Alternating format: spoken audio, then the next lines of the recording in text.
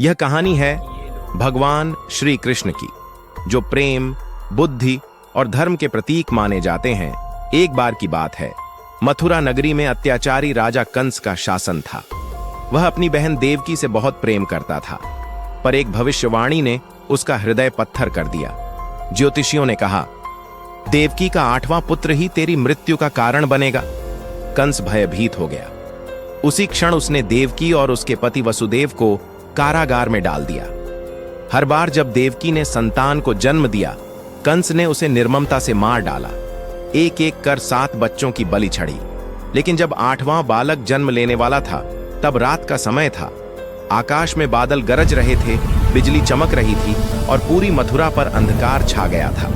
तभी देवकी ने एक दिव्य बालक को जन्म दिया, नीले रंग का, 4 भुजाओं वाला, जिनके हाथों में शंख, चक्र, गदा और पद्म थे। भगवान स्वयं प्रकट हुए थे। उन्होंने वसुदेव से कहा, पिता, अब आप मुझे गोकुल पहुंचा दें। वहां नंद और यशोदा के घर में मेरी समान रूपी कन्या जन्मी है, उसे आप यहां लाकर रख दें। अचानक जेल के दरवाजे खुल गए, पहरेदार सो गए और वसुदेव सिर पर बालक को लेकर गोकुल की ओर चल पड़े। यमुना उफान पर थी, पर जब वसुदेव जल में उतरे तो नदी का पानी अपने आप रास्ता छोड़ गया। गोकुल पहुंचकर वसुदेव ने कृष्ण को यशोदा के पास छोड़ दिया और कन्या को लेकर लौट आए। सुबह जब कंस को समाचार मिला, वह तुरंत पहुंचा और कन्या को उठा लिया। लेकिन वह कन्या योग माया थी, जिसने कंस के हाथ से छूटकर आकाश में जाकर कहा, अरे मूर्ख कंस, तेरा संहारक तो जन्म ले चुका है। गोकुल में श्री कृष्ण का बचपन अद्भुत था। यशोदा मैया उन्हें कन्हैया कहकर पुकारती थीं। वे बछड़ों के साथ खेलते, माखन चुराते, ग्वाल बालों संग हंसी ठिठोली करते।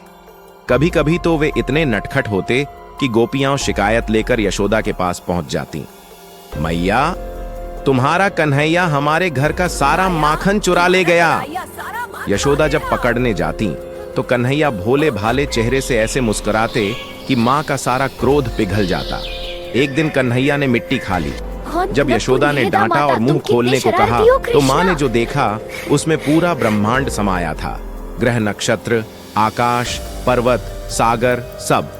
तभी उन्हें झांत हुआ, यह कोई साधारण बालक नहीं, स्वयं नारायण हैं। बचपन में ही श्री कृष्ण ने पूतना राक्षसी का वध किया, कालिया नाग को वश में किया, गोवर्धन पर्वत उठाकर इंद्र के अभिमान को तोड़ा और गोकुल वासियों की रक्षा की।